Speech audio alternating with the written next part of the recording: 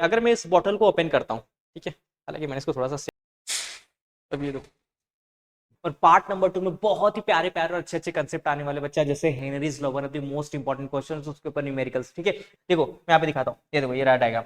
अब देखो, देखना किसको है, ये बॉटल को देखना है आपको, ठीक है, जो कोको कोला की बॉटल।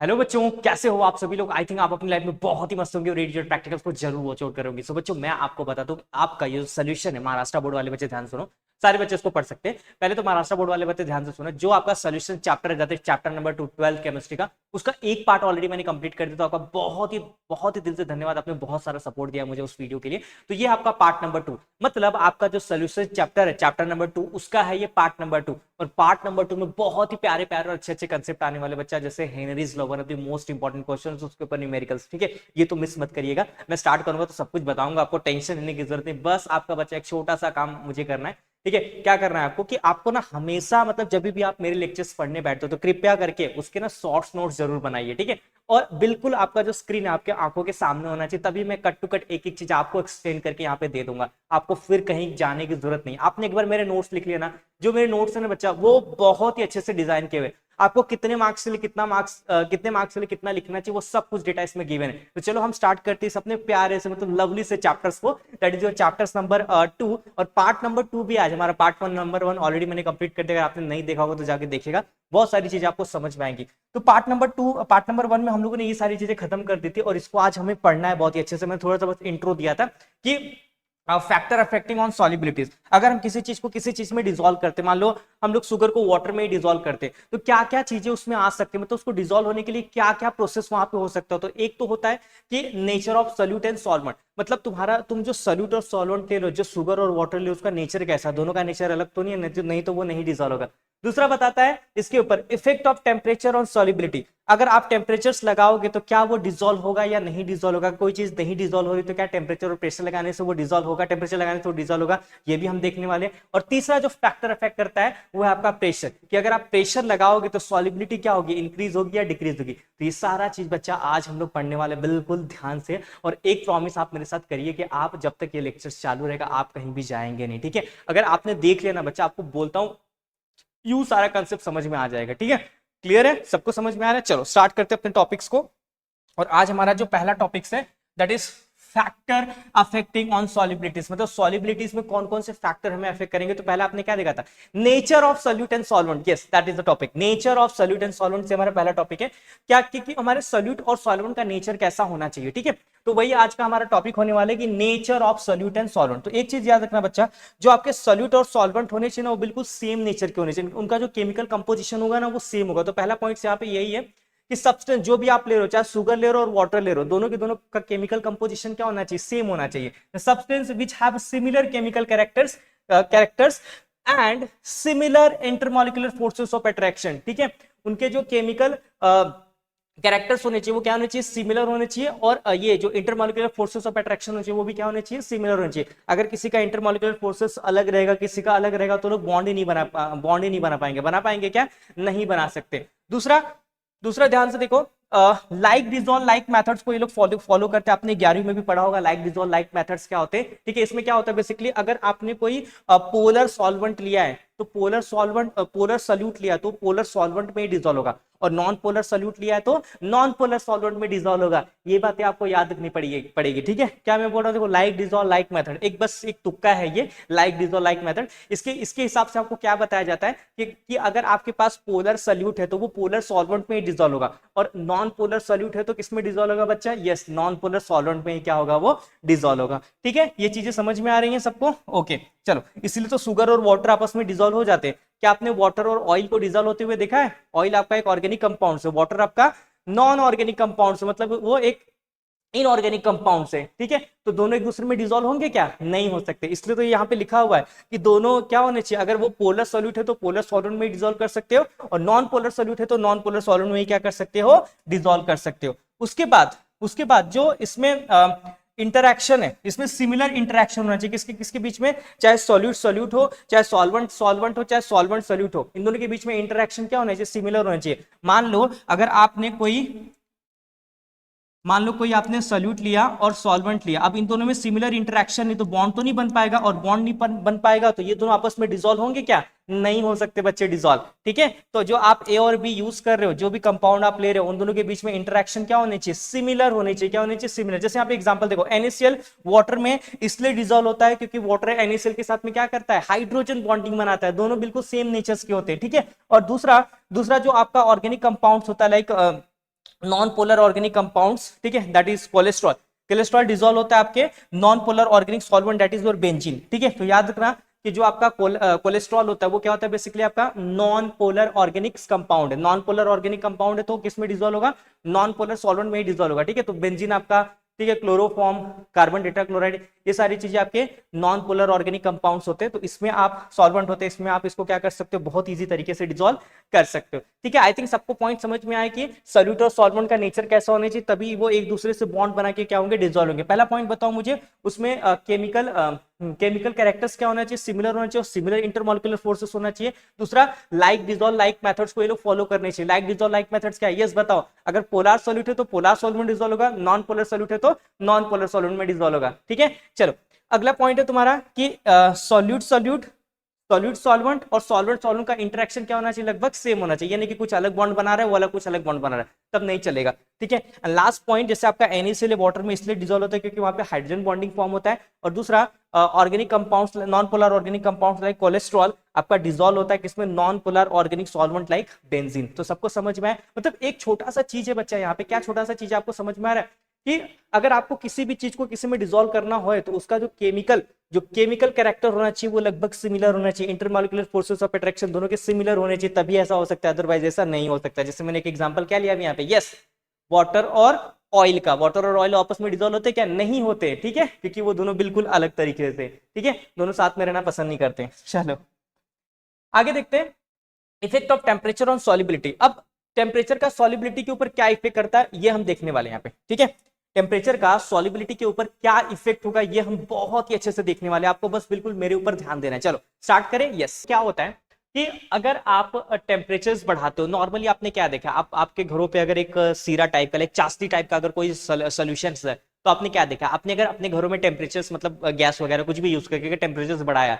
तो वो जो चाशनी होती है वो हल्का फुल्का क्या, उसके अंदर हल्का फुल्का क्या होने लगता है? प्लेस खाली होने लगता है, थोड़ा सा वो लचीला टाइप का हो जाता है, जो एकदम स्ट्रांग हो गया रहता है। ठीक है, तो वही होता है कि अगर आप किसी भी सब्सटेंस में अगर टेम्परेचर से इंक्रीज करते हो तो उसकी सॉल्युबिलिटी भी क्या होने वाली? इंक्रीज होने वाली है। किसने बताया था? यस, लीच एट्रियल प्रिंसिपल आपने 11 में पढ़ा होगा। इससे क्या बताया था कि if you increase the temperature solubility goes on increases according to Le Chatelier principle. ठीक है, इसने क्या बताया था कि अगर आप किसी भी सब्सटेंस के अंदर टेम्परेचर से इंक्रीज करते हो तो सॉल्युबिलिटी बेसिकली क्या होने वाली? इंक्रीज होने वाली है। ठीक है, जैसे कि अगर हम किसी लिक्विड्स के अंदर कोई चीज नहीं डिसॉल्व हो रहा है ना, तो हम लिक्विड को हीट करेंगे ना, तो क्या होता है? वो थोड़ा सा लूजली बॉन्ड, थोड़ा सा उसमें स्ट्रेस होने लगता है, थोड़ा सा लूजली बॉन्डेड होने लगता है। अब किसी भी कंपाउंड्स को अपने अंदर लेके क्या करता है? फटाक से डिसॉल्व कर देता है। ठीक है, लेकिन ये तो लीच एट्रियल बताया, लेकिन इसके ना दो प्रोसेस होते हैं, मतलब दो तरीके होते हैं टेम्परेचर देने के और डिसॉल्व होने के। वो कौन कौन से? बहुत ही ध्यान से देखिएगा बच्चा, बहुत ही मजेदार कंसेप्ट यहाँ पे होने वाला है। अब ये रहा दो तरीका, ये यहाँ पे एक तो है आपका इंडोथर्मिक रिएक्शन और दूसरा आपका एक्सोथर्मिक रिएक्शन। ये बताएंगे चीजें कि डिसॉल्व होंगी या नहीं डिसॉल्व होंगी। तो मैंने तो आपको बता दिया कि अगर आप टेम्परेचर इंक्रीज करोगे तो सॉल्युबिलिटी भी क्या होगी? इंक्रीज होगी। लेकिन ये दोनों है मेन एक्चुअली कंसेप्ट, यही दोनों बताते कि सॉल्युबल होगा या नहीं होगा। चलो देखते हैं, पहले हम समझते हैं what is mean by endothermic reaction. आप सभी को पता होगा एंडोथर्मिक रिएक्शन क्या होता है। तो अगर हीट इवॉल्व होता है, अगर कोई किसी भी रिएक्शन में हीट क्या होता है? एब्जॉर्ब होता है, तो उसको हम लोग क्या बोलते हैं? वो मॉलिक्यूल्स क्या कर रहा है? यस, एंडोथर्मिक रिएक्शंस कर रहा है। हीट एब्जॉर्ब, हीट ले रहा है, ले रहा है, ले रहा है, ले रहा है, तो क्या हो जाएगा? Yes, endothermic reaction. और एक्सोथर्मिक रिएक्शन में क्या हो रहा है? अगर मैं किसी को हीट दे रहा हूं, दे रहा हूं, दे रहा हूं, तो ये हमारा क्या हो जाएगा? Yes, exothermic reaction. I think सबको समझ में आया।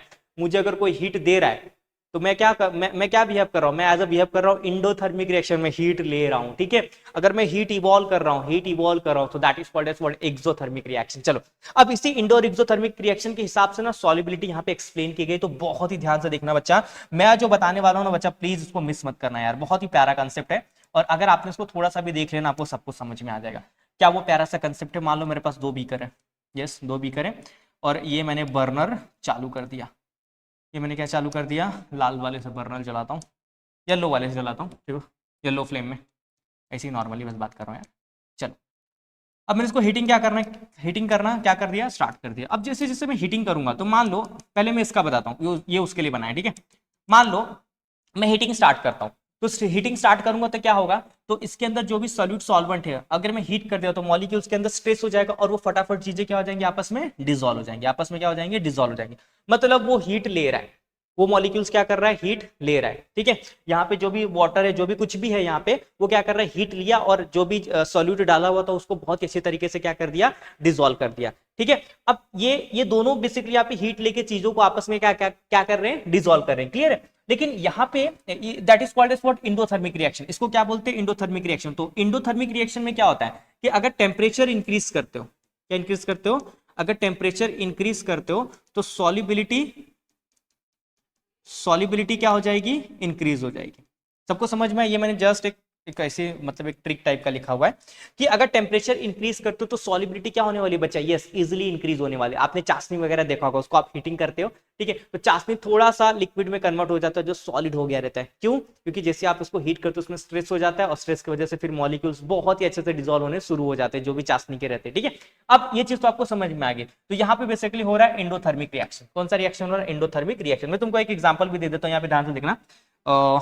थोड़ा सा नीचे चले गया, अरे बाबा ऊपर आ जा, चलो यहाँ पे देखो, KCL dissolve in water bye endothermic process and bye absorption of heat, ठीक है। जो आपके केसीएल के सॉल्ट होते हैं वो वाटर के अंदर बहुत ही अच्छे से डिसॉल्व हो जाते हैं। क्यों डिसॉल्व हो जाते हैं, क्योंकि वो क्या शो करते हैं, इंडोथर्मिक रिएक्शन, मतलब वो हीट को क्या करते हैं, एब्जॉर्ब करते हैं। वो केसीएल क्या करता है, हीट को एब्जॉर्ब करता है और अपने मॉलिक्यूल्स को ब्रेक कर देता है K+ और Cl- में, और वाटर से बहुत ही प्यारे तरीके से क्या हो जाता है, वो डिसॉल्व हो जाता है। एक चीज आपको समझ में आ गई, यस सर। चलो इंडोथर्मिक रिएक्शंस के बारे में बताओ, इसको भी छोड़ो। अब सॉरी, एक्सोथर्मिक रिएक्शंस के बारे में बताओ। एक्सोथर्मिक रिएक्शन में बच्चा क्या होता है, ध्यान सुनो। जब आप हीटिंग करना स्टार्ट करते हो तो उसके अंदर जो सॉल्यूट और सॉल्वेंट है, ठीक है, तो यहाँ पे ऐसा सॉल्यूट होता है ना बच्चा, ऐसा सॉल्यूट होता है जो हीट को लेता है और वापस से बाहर फेंक देता है।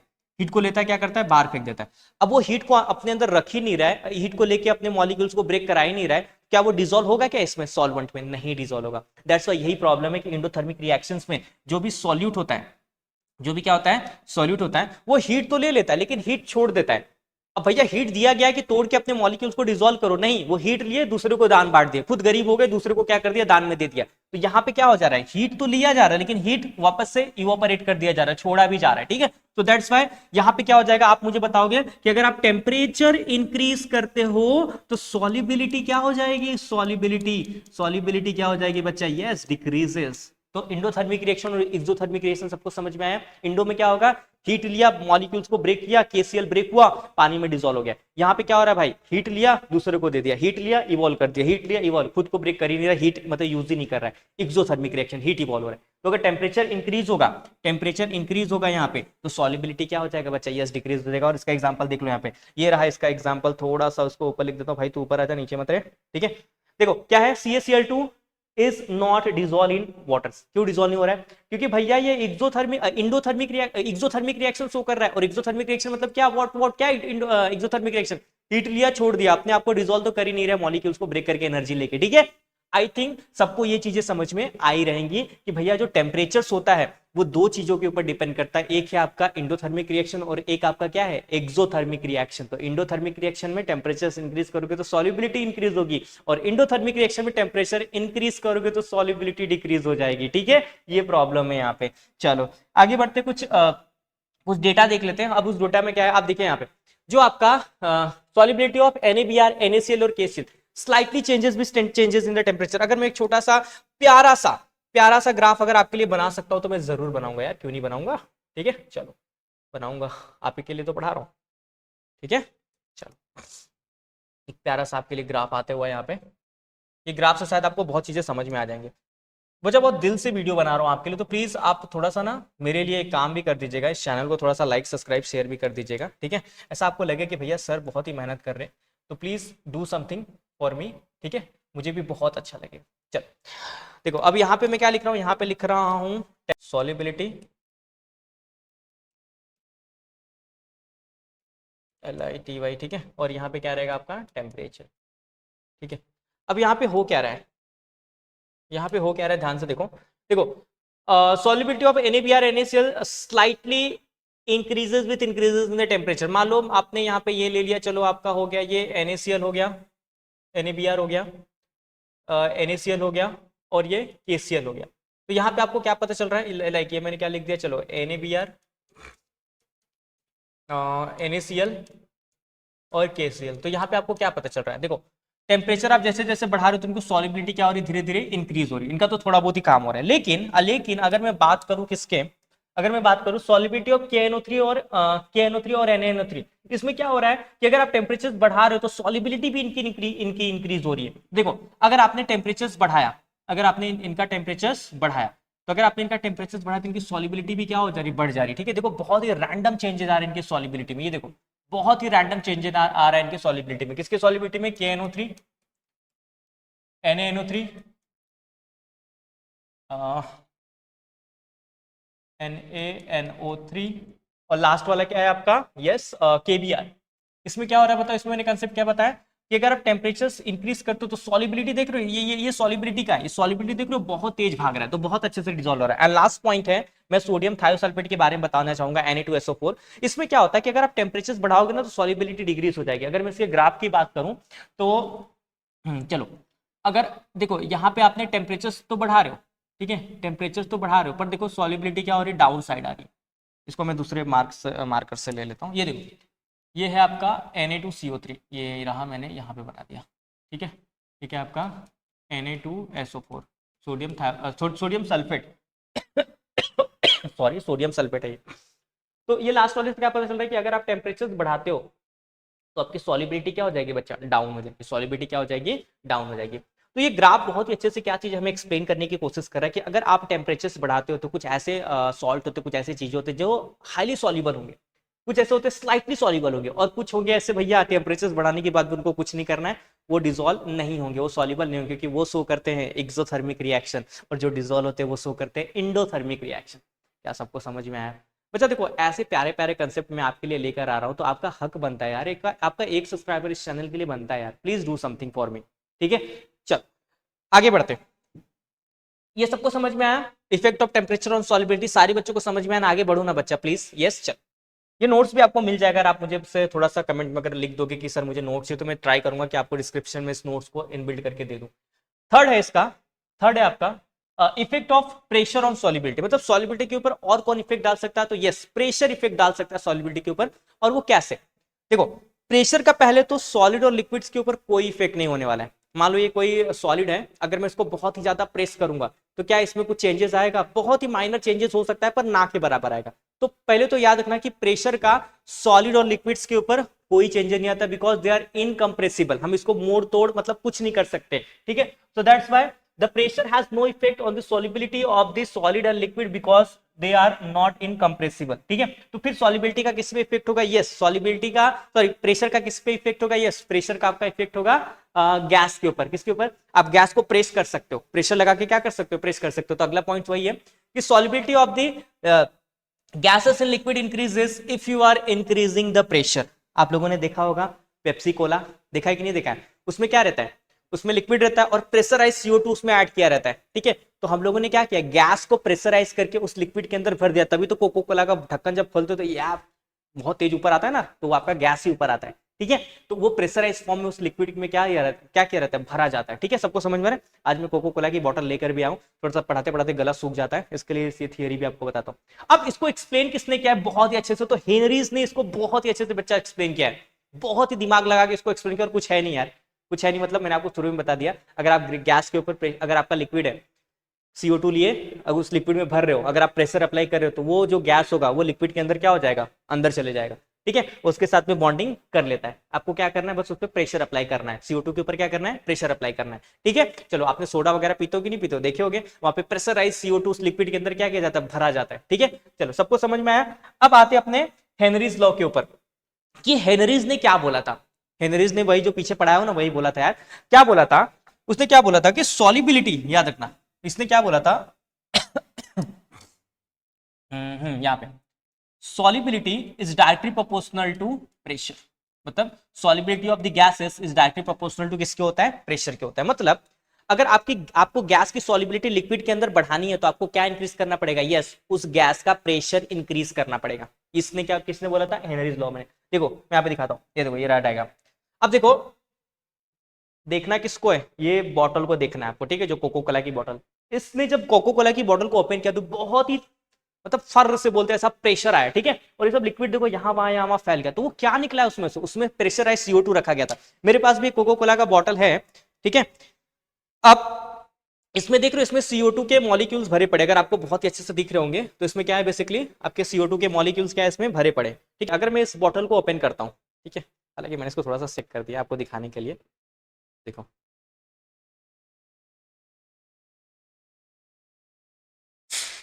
अब ये देखो, ठीक है। तो ये जितना प्रेशराइज CO2 था, जितना प्रेशराइज CO2 था, मतलब जितना सॉल्युबल नहीं हो पाया था, वो सब क्या हो गया, बाहर निकल गया, वो सब क्या हो गया बच्चा आपका, बाहर निकल गया। तो यही होता है कंसेप्ट हेनरीज का। हेनरीज ने क्या बताया था, अगर आपको सॉल्युबिलिटी बढ़ानी है, गैस की सॉल्युबिलिटी बढ़ानी है लिक्विड्स के अंदर, तो आपको प्रेशर को क्या करना पड़ेगा, यस, प्रेशर को इंक्रीज करना पड़ेगा। तो आई थिंक सारे बच्चों को ये चीजें समझ में आ गई है कि नहीं आ गई, यस। चलो, सो अब हम यहाँ पे स्टार्ट करते हैं। ओके चलो ध्यान से देखो, मैंने क्या पढ़ाया अभी आपको, बोलो यस बच्चे, सारे सब लोग एक साथ बोलो यस। क्या बोला मैंने यहाँ पे, yes, it state that Henry's law, it state that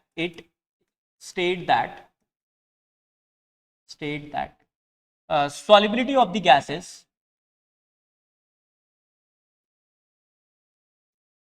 solubility of the gases is increases in liquid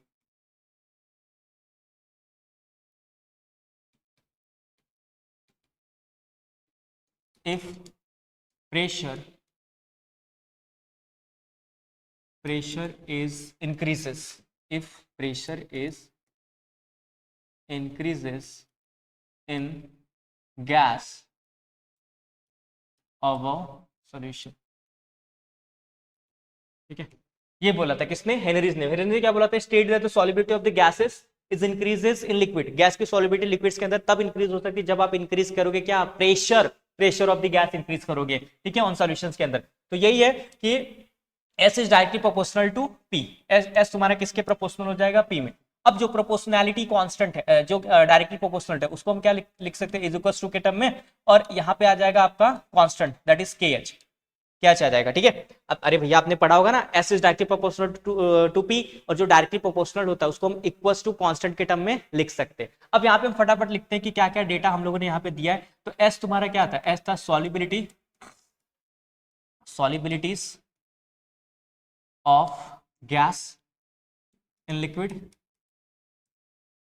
solubility of the gas in liquid. दूसरा पी क्या है, प्रेशर ऑफ द गैस, और के एच आपका क्या है, ये सबको पता चल गया कि के एच क्या है, हेनरीज कांस्टेंट, हेनरीज कांस्टेंट,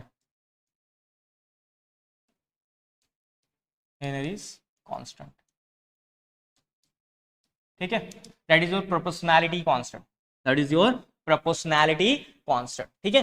चलो, तो सारा चीज मैंने वहां पे लिख दिया। अब देखो जो सॉल्युबिलिटी, अब सबके यूनिट देख लेते हैं, यूनिट देख लेते हैं। जो आपका सॉल्युबिलिटी होता है उसका यूनिट्स क्या होता है बताओ, यस, सॉल्युबिलिटी का यूनिट्स क्या होता है, यस, क्या होता है, मोल लीटर इनवर्स, ठीक है।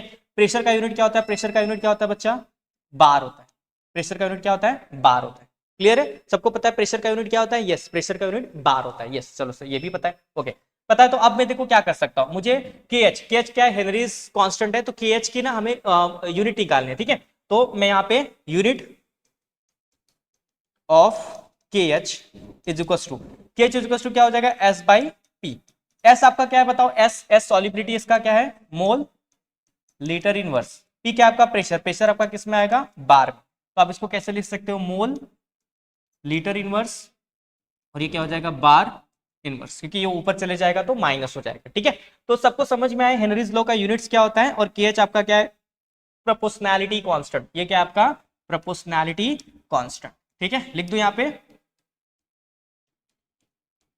प्रोपोर्शनैलिटी कांस्टेंट, ठीक है। ये क्या हो जाएगा आपका प्रोपोर्शनैलिटी कांस्टेंट। सबको समझ में आ रहा है, यस। चलो आई थिंक ये सारा चीजें आपको समझ में आया रहेगा। हेनरीज लॉ आई थिंक हर एक बच्चों को बहुत ही अच्छे समझ में आया रहेगा कि अगर आप सॉल्युबिलिटी किसी भी लिक्विड में अगर गैस के बढ़ाने तो आपको बेसिकली क्या इंक्रीज करना है, प्रेशर इंक्रीज करना है। और यही सब मैंने यहाँ पे लिखा हुआ है। कुछ यूनिट्स बहुत ज्यादा इंपॉर्टेंट है कि KH जो आपका हेनरीज कांस्टेंट है उसकी यूनिट्स क्या होती है, 1 मार्क्स के लिए कभी कभी पूछी जाती है, तो ये आप लर्न करना। आपको सॉल्युबिलिटीज की यूनिट आनी चाहिए, प्रेशर की यूनिट आनी चाहिए। सॉल्युबिलिटी की यूनिट्स पिछले वाले लेक्चर्स में बताया था कैसे निकालना है, ठीक है। चलो अब अगला है हमारा, यस हमने हेनरीज लॉ तो पढ़ लिया, पर क्या कुछ ऐसे गैसेस के मॉलिक्यूल्स होते हैं जो हेनरीज लॉ को फॉलो नहीं करते? यस ऐसे होते। तो exceptions to Henry's law, exceptions क्या है, जैसे मैं आपको बताता हूं, जो आपके NH3 के मॉलिक्यूल्स होते हैं एंड CO2 के मॉलिक्यूल्स, NH3 और CO2 के जो मॉलिक्यूल्स होते हैं, it does not obey Henry's law. Henry's law, ये हेनरीज लॉ को ओबे नहीं करते। क्यों नहीं करते भाई ओबे, क्यों नहीं करते? क्योंकि when it add on water it react with them, ठीक है। मतलब ये दोनों के दोनों गैसेस होते हैं, लिक्विड्स, NH3 और CO2, ये दोनों के दोनों लिक्विड होते हैं, लेकिन जैसे हम इनको गैस के जैसे इनको वाटर के अंदर डालते हैं ना, तो वो उनके साथ रिएक्शंस कर लेते हैं। अब कैसे रिएक्शंस करते हैं मैं बताता हूं आपको, ध्यान से देखो ये रिएक्शंस कैसे करते हैं। मान लो ये आपका अमोनिया मॉलिक्यूल्स है, तो ये क्या करता है, एक मिनट, ये आपका अमोनिया मॉलिक्यूल्स है, तो जब ये वाटर के अंदर इसको आप प्रेशराइज करने जाते हो, तो ये क्या करता है, ये वाटर के साथ में रिएक्शंस कर लेता है, ये वाटर के साथ में क्या करता है, रिएक्शंस करता है। तो वाटर कैसे टूटता है बताओ, H+ और OH- में, और अमोनिया के पास, नाइट्रोजन के पास क्या होता है, लोन पेयर्स ऑफ इलेक्ट्रॉन। ये लोन पेयर्स ऑफ इलेक्ट्रॉन इस पॉजिटिव चार्ज को अट्रैक्ट करता है और ये NH3 से NH4 बना लेता है। अब इसका लोन पेयर्स ऑफ इलेक्ट्रॉन चलेगा तो उसके ऊपर कौन सा चार्ज आ जाएगा, पॉजिटिव, प्लस आपका OH किस में निकल जाता है, माइनस में निकल जाता है, ठीक है। तो आप देख रहे हो ये वाटर के साथ में रिएक्शंस कर ले रहा है भाई, बॉन्ड बना ले रहा है, ठीक है, जो कि हेनरीज ने ऐसा नहीं बोला था, बॉन्ड बना लिया मतलब इजीली सॉल्युबल हो जाएगा, ठीक है। चलो CO2 का दिखते भाई क्या केस है, जब CO2 को आप वाटर में इंसर्ट करते हो तो ये इसके साथ भी रिएक्शंस कर लेता है और इसके साथ में बनाते, देखो क्या बनाएगा, H2, और कभी भी CO2 हो तो O को साथ में मिलकर क्या बनाएगा, H2O3। तो भाई ये इसके साथ में भी रिएक्शंस कर रहा है, तो हेनरीज ने क्या बोला था, आपको प्रेशर लगाना पड़ेगा तब वो चीजें डिसॉल्व होंगी।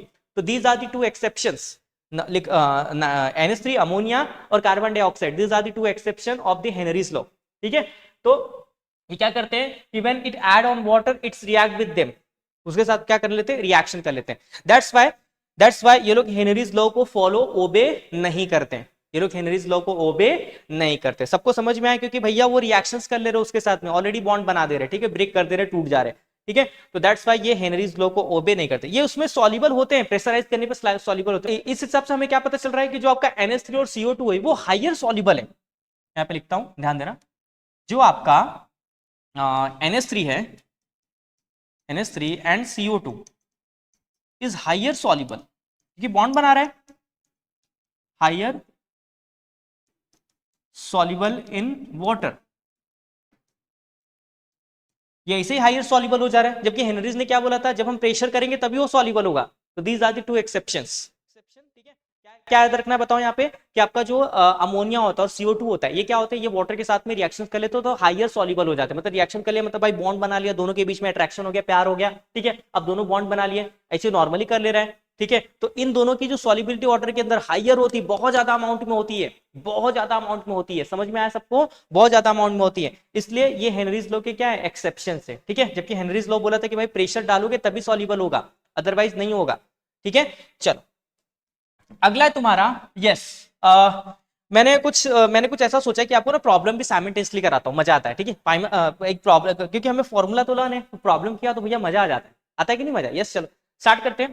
तो देखो पहला आपका क्या है, problem number 1, the solubility of N2 gas in water at 25 degree Celsius and 1 bar atmospheric pressure is, इतना दिया है, इतना 10⁻⁻⁻ mole inverse, calculate Henrys constant. तो पहले क्या क्या गिवन है मैं उसको लिख लेता हूं। गिवन क्या क्या भैया, एक तो आपको सॉल्युबिलिटी दिया है, क्या दिया आपको, एक आपको सॉल्युबिलिटीज दिया है। सॉल्युबिलिटीज कितना दिया है, 6.85 इंटू 10⁻⁻⁴। सॉल्युबिलिटी का ये यूनिट है मोल लीटर इनवर्स। और दूसरा आपको प्रेशर भी दिया है, प्रेशर 1 बार लिखा हुआ है, क्या लिखा है, प्रेशर 1 बार।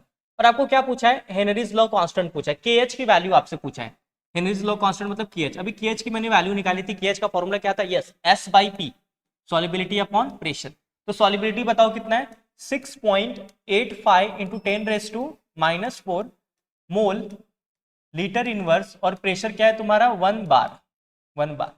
ये बार ऊपर चले जाएगा तो क्या हो जाएगा 6.85 इंटू 10⁻⁴ मोल लीटर इनवर्स, और ये बार ऊपर चले जाएगा तो बार भी क्या आ जाएगा आपका इनवर्स में आ जाएगा। ठीक है, तो यूनिट भी प्रॉपर लिखना, अदरवाइज हाफ मार्क्स कट जाता है बच्चा बोर्ड एग्जाम में। अब इसमें दूसरा भी पूछा, ये तो आपका ए पार्ट हो गया, क्या हो गया आपका ए पार्ट। बी पार्ट भी आपसे पूछा है।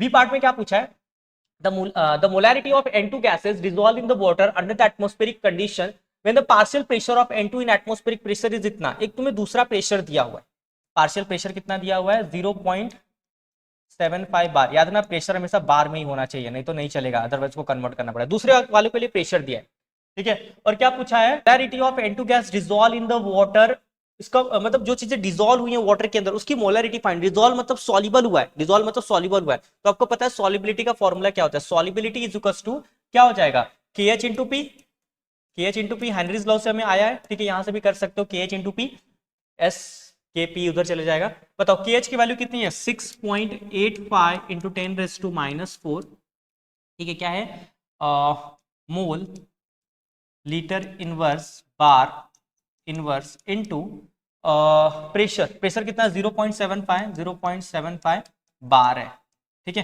0.75 क्या है बार है। अब इन दोनों को आपको मल्टीप्लाई कर लेना and you will get the answers, ठीक है। अब दोनों को जब मल्टीप्लाई करोगे, देखो ये बार इनवर्स में और ये बार प्लस में, तो ये बार से ये बार आपका क्या हो जाएगा, कैंसिल हो जाएगा। तो जो भी आपको आंसर्स मिलेगा वो मोल लीटर इनवर्स में मिलेगा, जो भी आपको आंसर्स मिलेगा वो किस में मिलेगा, मोल लीटर इनवर्स में मिलेगा, ठीक है। क्लियर है, सबको समझ में आ रहा है। चलो आई थिंक आपको पहला प्रॉब्लम बहुत ऐसे समझ में आएगा, अब आ गया रहेगा। अब हम मूव करते प्रॉब्लम नंबर 2 की तरफ। यहां पे क्या दिया है, the Henry's law constant of the methyl bromide given दिया हुआ है। Henry's law constant, Henry's law constant मतलब KH की वैल्यू दी हुई है, कितनी दी हुई है, दैट इज 0.159, ठीक है, मोल लीटर इनवर्स बार इनवर्स, ठीक है। और क्या पूछा है, what is the solubility of methyl bromide in the water at 25 degree Celsius. Solubility आपको पूछा है और आपको एक प्रेशर दिया है। प्रेशर ना आपको यहाँ पे दिया है 130 mmHg। प्रेशर तो हमें बार में चाहिए, mmHg में नहीं चाहिए। और सॉल्युबिलिटी आपसे पूछा है, सॉल्युबिलिटी आपसे क्या किया भैया, पूछा है। चलो निकालेंगे हम लोग सॉल्युबिलिटी, डरेंगे नहीं जरा भी, ठीक है। चलो ये आपको गिवन था। चलो अब फटाफट यहाँ से कैलकुलेशंस करना शुरू करते हैं, सॉल्यूशंस करते हैं। पहले ना देखो, पहले आपको पता है सॉल्युबिलिटी का फॉर्मूला क्या होता है, तो आप निकाल सकते हो solubility is nothing but what, solubility is nothing but what KH into P. लेकिन प्रेशर तो हमें किस में दिया हुआ है, 130 mmHg में दिया है। प्रेशर देखो किस में दिया है, 130 mmHg में दिया है। हमें इसको बार में कन्वर्ट करना पड़ेगा, किस में कन्वर्ट करना पड़ेगा, बार में। तो देखो बार में कन्वर्ट करने के लिए कितना पापड़ बेलना पड़ेगा, याद रखना। देखो पहले आप क्या करोगे कि जो आपको 130 mmHg दिया हुआ है, आप इसको पहले ना एटमॉस्फेरिक प्रेशर में कन्वर्ट कर लो। और 1 एटमॉस्फेरिक प्रेशर कितना होता है 760 mmHg से क्या करोगे, इसको डिवाइड कर दोगे। क्या करोगे इसको 760 mmHg ATM, मतलब एटमॉस्फेरिक प्रेशर से क्या करोगे, इसको डिवाइड कर दोगे। चलो अगर आप इसको डिवाइड करोगे, अगर आप क्या करोगे, इसको डिवाइड करोगे तो mmHg कैंसिल हो जाएगा। आपका आंसर किस में आएगा, ATM में आएगा। आपका आंसर कितने आएगा, ATM में। इसको डिवाइड करके देखता हूं कितना आएगा। 130 कहाँ गया, यस 130 डिवाइडेड बाय 760, तो 0.1710 ये आ गया ATM में, एटमॉस्फेरिक प्रेशर में आ गया, ठीक है। तो आप mmHg से एटमॉस्फेरिक प्रेशर कन्वर्ट कर सकते हो 760 mmHg पर एटमॉस्फेयर से डिवाइड करके, ठीक है। आपको पता है ये बिल्कुल ऊपर नीचे तो कैंसिल हो जाएगा, और ये स्लैश में तो ये ऊपर चले जाएगा। कहां चले जाएगा, ये ऊपर चले जाएगा, ओके। अब एटमॉस्फेरिक प्रेशर हमें बार में चाहिए, तो कोई भी चीज एटमॉस्फेरिक से बार में कन्वर्ट करने के लिए आपको 1.013 बार ATM, ठीक है। ये होता है ATM से बार में कन्वर्ट करने का फॉर्मूला, ठीक है, कांस्टेंट वैल्यू। अब ये बार से ATM से, ये देखो ये डिवाइड के नीचे है, तो ATM से ATM आपको क्या हो जाएगा, कैंसिल हो जाएगा। इसको मल्टीप्लाई करो, इसको मल्टीप्लाई करोगे तो कितना मिलेगा, रुको मैं करता हूँ, 0.1710 into 1.013, तो यू विल गेट व्हाट 1.1732 1.1732 बार। अब ये तो हमें बार में मिल गया। अब हम इस फॉर्मूले में पुट कर सकते हैं, ठीक है। क्या फॉर्मूला है? Solubility is equal to KH into P. KH की वैल्यू हमें पता है कितनी है, that is 0.159 mole litre inverse bar inverse into pressure कितना है हमारा बताओ, 1.1732 बार। ठीक है, चलो सबको मल्टीप्लाई करो, सबको मल्टीप्लाई करो, मल्टीप्लाई करता हूं मैं यहाँ पे, दैट इज 0.159 इंटू 1.1732, तो कितना आ गया, दैट इज 0.1865। जो भी यूनिट है सब लिख दो, देखो मोल है, मोल लिख दिया, लीटर है, लीटर लिख दिया, बार है, बार लिख दिया। नहीं ये देखो ये बार इनवर्स में है, ये कहाँ गया, ज़्यादा कट गया ये तो, देखो दूसरा पेन ले लेता हूँ। हाँ ये देखो ये बार आपका इनवर्स में है और ये बार आपका नॉर्मली, तो ये दोनों कैंसिल हो जाएंगे, तो ये बार हटा दो यहाँ से, ये बार आपका नहीं आ जाएगा, ठीक है, क्योंकि ये इनवर्स में ना माइनस में और ये बार आपका प्लस में, तो प्लस माइनस क्या हो जाएगा, कैंसिल हो जाएगा। तो ये आपको सॉल्युबिलिटी के क्या मिल जाएगी, आंसर्स। आपको रिजल्ट के बहुत ही प्यारे से इसको लिखना पड़ेगा, ठीक है, बहुत ही प्यारा से क्या देना पड़ेगा, इसको ऐसे करके लिखना पड़ेगा। ओके, तो आई थिंक आपको दोनों कैलकुलेशंस बहुत ही अच्छे समझ में आएगा। एक आपको ट्रिक यहाँ पे दे रहा हूं, देखो कोई चीज अगर आपको प्रेशर ना किस में दिया है, mmHg में दिया हुआ है, ठीक है, तो आप पहले ना इसको एटमॉस्फेरिक प्रेशर में कन्वर्ट कर लो, तो डिवाइड कर दो किससे, 760 mmHg पर ATM से, mmHg पर ATM से क्या कर दो, इसको डिवाइड कर दो। डिवाइड करने के बाद ये ATM में आ जाएगा आंसर, आपका आंसर कितने आ जाएगा, ATM में। अब ATM को क्या कर दो, ATM को ये बार में कन्वर्ट करने के लिए आपको क्या करना पड़ेगा, इसको मल्टीप्लाई करना पड़ेगा किससे, 1.0132 से। बार में कन्वर्ट करने के लिए इसको क्या करना पड़ेगा, 1.0123 से क्या करना पड़ेगा, 132 से क्या करना पड़ेगा, मल्टीप्लाई करना पड़ेगा। तो जो आपका mmHg है ना बच्चा, वो आपका बार में आ जाएगा, किसमें आ जाएगा, बार में। देख लो प्रोसेस, mmHg दिया रहेगा तो 760 से डिवाइड करोगे, ATM में आएगा, फिर उसको क्या करोगे, मल्टीप्लाई करोगे किससे, 1.0132 से क्या करोगे, मल्टीप्लाई करोगे, तो आपका किसमें आ जाएगा, बार में आ जाएगा, इसमें आ जाएगा बार में। आई थिंक सारे बच्चों को अब ये समझ में आ रहेगा कन्वर्जन। अब देखो बच्चा, ऐसी वीडियोस मैं एक एक चीज एक्सप्लेन करके दे रहा हूं, तो बच्चा आपका एक थोड़ा सा ना प्यार बनता है मेरे लिए कि आप इस चैनल को जरूर लाइक करो, ठीक है, मुझे थोड़ा सा आप अपना प्यार जरूर दीजिए। एंड आपको ये चीज समझ में आ रहेंगे तो प्लीज आप इस चैनल को जरूर सब्सक्राइब करिएगा और मुझे सपोर्ट करिएगा। Thank you for watching this video, और मिलते हैं नेक्स्ट वीडियो में, खत्म नहीं, मिलते हैं नेक्स्ट वीडियो में और बहुत ही अच्छे अच्छे कंसेप्ट देखेंगे, like Rouse one of the most important, ऐसा बताऊंगा ना जिंदगी भर याद रहेगा। चलो मिलते हैं नेक्स्ट वीडियो में, thank you for watching this video and please do subscribe A to Z practicals. Thank you.